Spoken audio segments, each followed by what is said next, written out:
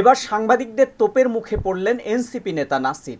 একদিকে নির্বাচন কমিশনের সাথে যুদ্ধে লিপ্ত হয়েছেন, অন্যদিকে সাংবাদিকদের খেপিয়ে তুলেছেন নাসির। আমার দেশ নির্বাচন কমিশন থেকে এনসিপির ফাইল চুরি করে সংবাদ প্রকাশের কথা বলায় সাংবাদিকরা প্রশ্ন করেন, সংবাদ প্রকাশ করার ক্ষেত্রে সাংবাদিক কি তার সোর্স বলবে না? এবার নাসির রাষ্ট্রীয় তথ্য চুরির অভিযোগ তুললেন। তবে সাংবাদিকরাও নাছোড়বান্দা।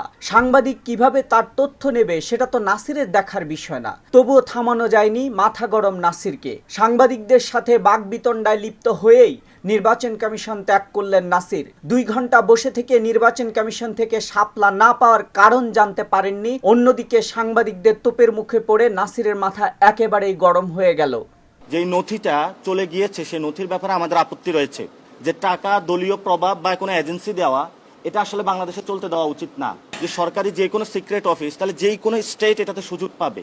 আপনি যদি 100 টাকা দেন, এটা শেষ করি আমি 3টা জিনিস বলছি। যদি এজেন্সি, দলীয় প্রভাব বা টাকা দিয়ে কোনো সরকারি রাষ্ট্রীয় গুরুত্বপূর্ণ নথি হাতিয়ে নিতে চায়, এটাকে আপনি সমর্থন করবেন নাকি করবেন না? আপনারা আপনাদের অ্যাক্সেস নিয়ে কাজ করতেছেন, এটা সবাই ওয়েলকাম জানাচ্ছে, কিন্তু আপনাদের এটার মাধ্যমে এমনও কেউ না হোক যার মাধ্যমে এই প্রতিষ্ঠানটা ধ্বংস হয়ে যায়, সেই জিনিসটা আপনারা লক্ষ্য রাখবেন। আমার দেশে যে জিনিসটা এসেছে সেটা নির্বাচন কমিশন থেকে আমরা কোনো ব্যাখ্যা পাইনি।